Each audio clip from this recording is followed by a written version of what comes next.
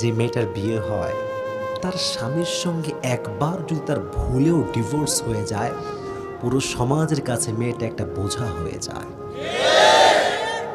একটা মাত্র মেয়ে বাবার, বিয়ে দিয়েছিল একটা গাঁজাখোরের সঙ্গে, যে মদ খায়, বিড়ি খায়, নামাজ কালামের ঠিক নেই, সারাদিন মেয়েটাকে প্রহার করে আর মারে। যখন এই মেয়েটা ডিভোর্স হয়ে বাসায় ফিরে আসে, যে এলাকার প্রত্যেকটা মানুষ মেয়েটাকে ভালোবাসতো, আব্বার কলিজার টুকরা মেয়ে ছিল সেটা, ডিভোর্স হওয়ার পরে এই মেয়েটাই সেই আব্বার মাথার উপরে বোঝা হয়ে যায়। হাদিস শোনেন, রাসূল করিম সাল্লাল্লাহু আলাইহি ওয়াসাল্লাম বলেছেন, সবচাইতে উত্তম সাদকা হচ্ছে ডিভোর্সি মেয়ে যে বাসায় ফিরে এসেছে, তার উপরে কোনো আব্বা, কোনো মা, কোনো ভাই যদি খরচ করে টাকা পয়সা তার জন্য, এটা হচ্ছে উত্তম সাদাকা। সুবহানাল্লাহ পড়ে।